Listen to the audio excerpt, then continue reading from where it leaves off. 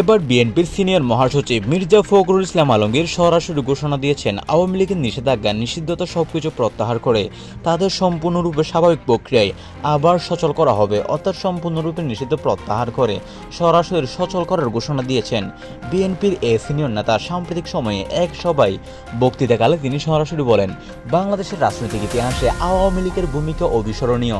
অর্থাৎ তাদের কখনো ভূমিকাকে আপনি পিছনে রাখতে পারবেন না। তারা 1971 সালে বাংলাদেশকে স্বাধীন করেছে, তাদের কারণে বাংলাদেশের জন্ম। আজকে সেই দল নিষিদ্ধ কেন? কেন একটি দলের প্রতি এত নির্মমতা হবে? তাই আমরা চাই আওয়ামী লীগের নিষেধাজ্ঞা প্রত্যাহার করে তারা যেন সম্পূর্ণরূপে আবার ফিরে আসে। তাদের যে সমস্ত নেতাকর্মী রয়েছে মিথ্যা মামলায় ফাঁসায়িত, আমরা চাই তারা জামিন হোক, তাদের জন্য নতুন একটি আইন তৈরি হোক। কিন্তু বর্তমানে বাংলাদেশের রাষ্ট্রীয় পরিবেশ খুব একটি ভালো না। বিভিন্ন জায়গায় মব সৃষ্টি হচ্ছে, আওয়ামী লীগের বিভিন্ন কর্মীদের বেধড়ক উস্কানি দেওয়া হচ্ছে। আমরা এর বিহিত চাই, তাই আওয়ামী লীগের নিষেধাজ্ঞা প্রত্যাহার করে তাদের সচল হোক, এমন দাবি করছেন বিএনপির সিনিয়র নেতা।